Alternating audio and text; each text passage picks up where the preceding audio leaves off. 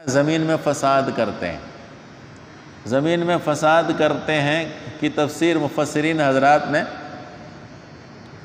لکھی ہے کہ زمین میں فساد کیسے ہوتا ہے، فساد کا کیا معنی ہے۔ ہم تو فساد کا معنی ہے کہ فساد کا لفظ بول دیتے ہیں نا، لیکن مفسرین نے اس کی وضاحت کی کہ فساد کا معنی ہے دوسروں کے آرام میں خلل ڈالنا، دوسروں کے حقوق میں خلل ڈالنا، یہ ہے فساد فی الارض۔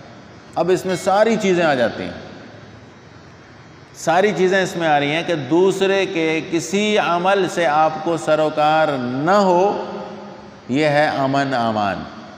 کسی کے مال سے آپ کو سروکار نہ ہو، کسی کے آبرو سے آپ کو سروکار نہ ہو، کسی کے عمل کسی سے بھی آپ کو سروکار نہ ہو، تو یہ امن ہے۔ لیکن اس کے مقابلے میں فساد کیا ہے؟ دوسروں کے آرام کو خراب کیا آپ نے۔ مثال دیتا ہوں، ایک آدمی نماز پڑھ رہا ہے اور برابر میں آ کر ایک آدمی اعوذ باللہ من الشیطان الرجیم بسم اللہ الرحمن الرحیم یاسین والقرآن الحکیم انک لمن المرسلین علی صراط مستقیم پڑھنا شروع کر دے، تو اس نے دوسرے کے آرام کو خلل دیا نہیں دیا؟ وہ نماز اس کی کو خراب کیا، یہ بھی فساد ہے۔ حالانکہ پڑھ تو قرآن رہا ہے، بظاہر تو ہمیں یہ لگا کہ اس آدمی نے تو اچھا عمل کیا ہے، اچھا کام کر رہا ہے، لیکن دوسرے کی نماز کو خراب کیا، یہ دوسروں کے آرام میں خلل ڈالا۔ بالکل اسی طرح زندگی کے تمام شعبہ جات میں دوسرے کے کسی عمل سے، دوسرے کی کسی چیز سے آپ کو سروکار نہ ہو، تو یہ امن کی زندگی ہے۔ اور شریعت نے سب سے پہلے یہی کہا ہے کہ کسی دوسرے ایک مسلمان کے لیے دوسرے مسلمان کی جان، مال، آبرو اور اس کی عقل، چار چیزیں۔ جان، کسی کے ساتھ کوئی تعرض نہیں کرنا، مال کسی کے ساتھ نہیں کرنا، آبرو کسی کے ساتھ نہیں کرنا، اور دوسرے کی عقل کو خراب نہیں کرنا۔ ان چار چیزوں کی حفاظت کا ہمارے شریعت نے حکم دیا ہے، اور یہ فرما دیا ہے کہ اگر کوئی کسی کی جان لے قتل کر دو اس کو، کوئی کسی کی آبرو لوٹے قتل کر دو اس کو، کسی کا مال لوٹے قتل کر دو اس کو، ڈرا کے مال لوٹے، جیسے ڈاکو ڈرا کے دھمکا کے لوٹتا ہے نا، اس کے لیے ہمارے دین میں سزا قتل ہے بھائی، یاد رکھیں۔ اور اسی طرح کسی کی عقل کو خراب کرے، نشے کا عادی بنائے، یا خود اپنی عقل کو خراب کرے نشہ کر کے، تو بھی قتل کر دو اس کو۔ یہ بنیادی چیزیں ہیں۔ اب باقی زندگی کے شعبہ جات تو ہم خود سوچ سکتے ہیں کہ کسی کی نماز میں خلل ڈال دیا، کسی کے آرام میں خلل ڈال دیا، کسی کے دندے میں خلل ڈال دیا، تو یہ ساری چیزیں حرام میں آتی ہیں، یہ ناجائز اور حرام ہے۔ اس لیے فرمایا کہ یہ لوگ فسادی ہیں، دوسرے کی جان، مال، آبرو اور دوسرے کی عقل کے ساتھ کھیلتے ہیں۔ اب آپ خود دیکھ لیں کہ دشمنوں کا منصوبہ یہی ہوتا ہے کہ امن امان قائم نہ رہے، ٹھیک ہے۔ ایک آدمی کاروبار کرنا چاہتا ہے، اس کے کاروبار کو بدامنی کا نشانہ بنا دیتے ہیں۔ اس نے کیا کیا؟ اس نے گارڈ کو رکھا، گارڈ آ کر اس کی دکان پر بیٹھا، اسلحہ لے کر بیٹھ گیا، اس کو تنخواہ جاری ہو گئی۔ یہ فائدہ ہوا یا نقصان ہوا؟ یہ اس کا نقصان ہوا۔ حکومت اسلامی کو چاہیے کہ اس کو خود اسلحہ دے دے، بھئی یہ تو اسلحہ رکھ دکان میں، کوئی آئے تو پورا کر دینا اس کو۔ گارڈ بھی تو انسان ہے نا، اس کو اسلحہ دے رہی ہے، لیکن دکاندار کو دینے کے لیے تیار نہیں۔ جو اپنی جان، اپنی مال، اپنی آبرو کی حفاظت کرے خود، اس کو نہیں دینا۔ کس کو دے رہے ہیں؟ گارڈ کو۔ دوسرے بندے کو اپنے اسلحہ دے دیا، لیکن خود مالک کو نہیں دیا۔ یہ فساد ہے، یہ امن نہیں ہے، اس کو فساد کہا جاتا ہے۔ تو اسی طرح پوری زندگی کے شعبہ جات میں دیکھ لیں کہ کہیں بھی امن نہیں ملتا، ہر جگہ پر فساد ہے، اور یہ برے لوگوں کی نشانی ہے۔ فرمایا ان کے لیے اللہ کی رحمت سے دوری ہے، یہ اللہ کی رحمت کے قریب نہیں ہے، اور ان کے لیے برا ٹھکانہ۔ ان کے لیے فرمایا تھا طوبیٰ لہم وحسن مآب، ان کو مبارکباد دی گئی تھی اور کہا گیا تھا تمہارا ٹھکانہ اور انجام بہت اچھا، اور ان کو فرمایا گیا کہ بہت برا ٹھکانہ۔ ایک یہ آیت ہے۔ اس کے بعد والی آیت میں فرماتے ہیں اللہ تعالیٰ کہ اللہ تعالیٰ رزق وسیع دیتے ہیں جس کو چاہیں اور جس کو چاہیں تنگ کر دیتے ہیں، اور لوگ دنیاوی زندگی پر خوش ہو گئے، حالانکہ دنیاوی زندگی آخرت کے مقابلے میں تو تھوڑا سا سامان ہے۔ بعض لوگ یہ سمجھتے ہیں کہ دنیا کی نعمتیں جس انسان کے پاس ہوں وہ اللہ کے بڑا قریب ہے،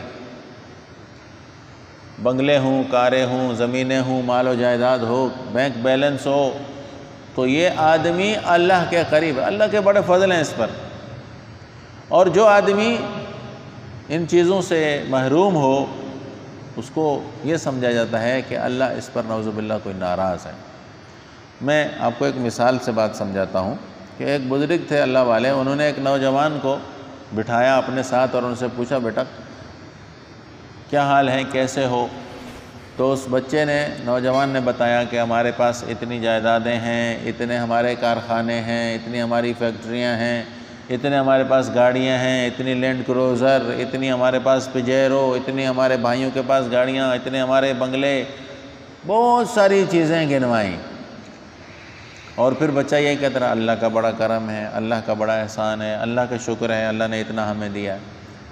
اس اللہ والے نے اس نوجوان سے کہا بیٹا مسجد جانا ہوتا ہے، سجدہ کرتے ہو، نماز پڑھتے ہو؟ اس نے کہا نہیں، نماز نہیں پڑھتا، مسجد میں نہیں جاتا۔ تو اس بزرگ نے کہا کہ اللہ تعالیٰ کی اگر رضا ہوتی نا تمہارے پاس تو اللہ تمہیں اپنے در پر آنے کی توفیق دیتا۔ سب سے بڑی محرومی اس سے تمہاری بڑی اور کیا ہو سکتی ہے کہ تم اللہ کے در پر، اللہ تمہیں جھکنے کے لیے نہیں بلاتا اور تم اللہ کے در پر حاضری دینے سے محروم ہو، اس سے بڑی محرومی اور کیا ہوگی؟ اللہ کی رحمتیں نہیں تمہارے پاس، اللہ تمہیں رسی ڈھیلی دے کر چھوڑ کر دیکھ رہا ہے تاکہ تمہیں اچھی طرح سے ان کے حساب کتاب میں جکڑ کر تمہارے لیے کوئی بڑی سزا تجویز کرے۔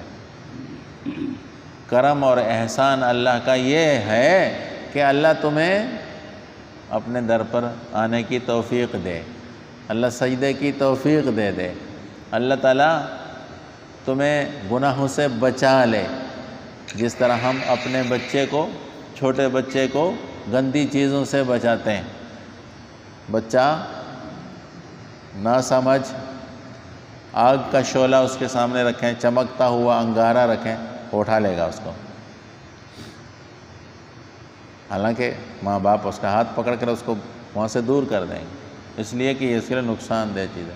تو اللہ تعالیٰ اپنے بندوں کو اس طرح برائیوں سے اور گندی چیزوں سے بچاتا ہے، گندی چیزوں میں اللہ نہیں ڈالتا اپنے بندوں کو۔ البتہ رزق جو ہے وہ اللہ کی طرف سے لکھا جا چکا ہے، وہ جیسا اللہ فیصلہ کر چکے ہیں وہی ملے گا۔ ہمارے فقہاء حضرات نے لکھا ہے کہ چور جو چوری کرنے جاتا ہے نا، کہیں سے چوری کر کے مال لے لیتا ہے، وہ اسی کا رزق ہوتا ہے، ظاہر ہے کھاتا ہے اس کو، اللہ نے اس کا رزق لکھا ہوتا ہے، لیکن اللہ نے یہ نہیں لکھا ہوگا کہ چوری کر کے کھائے گا۔ یہ چوری والا طریقہ اس نے خود تجویز کیا ہے۔ اگر یہ چوری نہ کرتا تو یہ رزق اس کا تھا، اس کو ملنا تھا، لیکن اس نے خود غلط طریقہ اختیار کر کے اس کو چوری کر کے مال ہتھیا لیا اور گناہگار ہوا، ورنہ جو رزق لکھا ہوا تھا اللہ نے وہ اس کا لکھا ہے، وہ اس کو مل کر رہتا۔ حضرت عبد الکریم بیر شریف والے مولانا رحمۃ اللہ علیہ، ان کے ہاں ایک دفعہ ایک بلوچستان سے ایک شخص آیا، وہاں سے خربوزے لے آیا تھا، تو حضرت بیٹھے ہوئے تو مجلس میں خربوزے کاٹے اور کھائے، مہمان جو تھے ان کو بھی کھلایا، فقیر جو بیٹھے ہوئے تھے، اور پھر فرمانے لگے کہ اللہ تعالیٰ نے بہت بڑا کرم کیا کہ اللہ نے آپ کے توسط سے یہ رزق ہمارا یہاں بھیجا، اگر تم نہ لے آتے تو ہمیں اللہ وہاں پہنچاتا، ہمیں جانا پڑتا وہاں، جو ہمارا رزق اللہ نے یہ لکھ دیا تھا نا ان خربوزوں میں۔ تو اللہ کا بڑا کرم ہوا کہ اللہ نے اتنے بڑے سفر سے ہمیں بچا لیا، اس مشقت سے بچا لیا اور یہاں بھیج دیا، ورنہ ہمیں وہاں جانا پڑتا۔ تو اچھا، اس دنیاوی رزق کے حوالے سے اللہ فرما رہے ہیں کہ کسی کے پاس اگر زیادہ ہے اور کسی کے پاس کم ہے تو یہ کوئی اللہ کے مہربانی کی علامت نہیں ہے۔ اللہ کے مہربانی کی علامت ہے دینداری، کہ دیندار ہے اگر تو پھر اللہ کی مہربانی ہے، اور اگر دین سے دور ہو رہا ہے مال دولت کی وجہ سے تو یہ اللہ کی ناراضگی ہے، یاد رکھیں۔ یہ اللہ کا رحم نہیں ہے، یہ ناراضگی ہے۔ اللہ پھر رسی ڈھیلی دے رہے ہیں، چھوڑو اس کو ذرا اچھی طرح اور پھنسے، اور اس کو پھنسنے کے مواقع دیتے ہیں۔ تو رزق تو اللہ کی طرف سے مقدر ہے بھائی، یہ ضرور ہے کہ اللہ نے حکم یہ دیا ہے کہ تلاش کرو، ایسا نہیں ہے کہ بیٹھ جاؤ گھر میں ملے گا۔ رزق تلاش کرنے کا تو حکم ہے، لیکن کتنا ملے گا یہ اللہ نے لکھ دیا ہے۔ ایک آدمی دن میں 50,000 روپے دہاڑی کماتا ہے، اور ایک آدمی 500 روپے کماتا ہے۔ محنت یہ زیادہ کر رہا ہے، وہ کم کر رہا ہے، پھر بھی یہ تو اللہ کی طرف سے ہے نا، کہ رزق وسعت کے ساتھ یا تنگی کے ساتھ یہ اللہ نے لکھ دیا ہوا ہے۔ اس لیے فرمایا کہ یہ تو اللہ کی مرضی ہے، اور پھر فرمایا کہ دنیاوی زندگی پر یہ لوگ خوش ہو کر بیٹھ گئے، حالانکہ دنیاوی زندگی تو آخرت کے مقابلے میں کچھ نہیں۔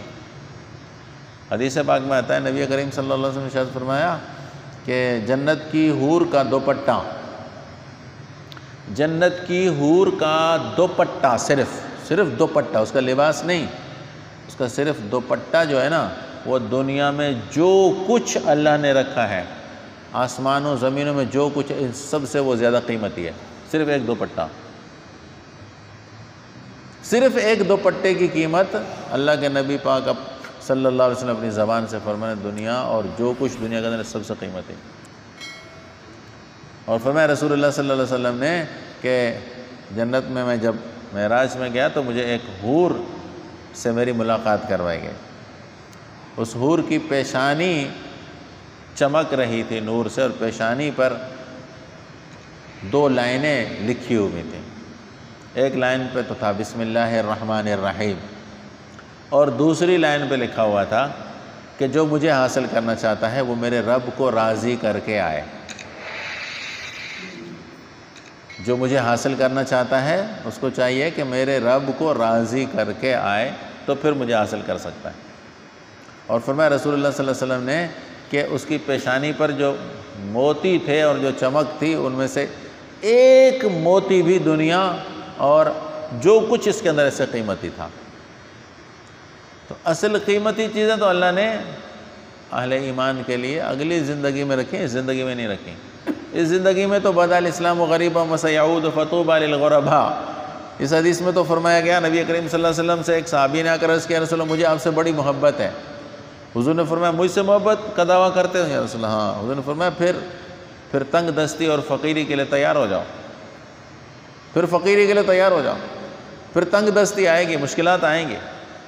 تو یہ تو زندگی ہے دنیا کی مشکلات کا گھر، یہاں تو کئی پیش آنے والی۔ بہرحال اللہ فرما رہے ہیں کہ لوگ دنیاوی زندگی پر خوش ہو کر بیٹھ گئے، بس یہاں کچھ کما لیا، کچھ مال و دولت مل گئی تو راضی رہ گئے، بس ٹھیک ہے جی۔ حالانکہ آخرت کے مقابلے میں یہ کچھ بھی نہیں ہے۔ ان چیزوں کا بار بار سننا اور دل میں جمانا اور ان کا یقین بٹھانا ہمارے لیے ضروری ہے۔ یقین نہیں آتا نا، چند سکے دیکھ کر پریشان ہو جاتے ہیں، چند ٹکے دیکھ کر ایمان بھی بیچ ڈالتے ہیں اور حرام حلال کی تمیز کھو بیٹھتے ہیں۔ تو یہ چیزیں یقین کے ساتھ نصیب ہوتے ہیں، اور یہ تب نصیب ہوتی ہیں جب اللہ والے نیک لوگوں کی صحبت میں بیٹھا جائے، ان کی باتوں کو سنا جائے۔ ظاہر ہے کہ دنیا دار تو دنیا کے ہی فائدے بتائے گا نا، آخرت کی باتیں آخرت کا فکر مند ہی بتائے گا، انہی سے ہی سیکھنی پڑیں گی، اور تربیت آخرت کی تیاری کی وہی لوگ دیں گے جو خود لگے ہوئے ہوں اس کام میں۔ اللہ تعالیٰ ہمیں ایسے لوگوں کی صحبت نصیب فرمائے، اللہ تعالیٰ ان چیزوں کا یقین نصیب فرمائے۔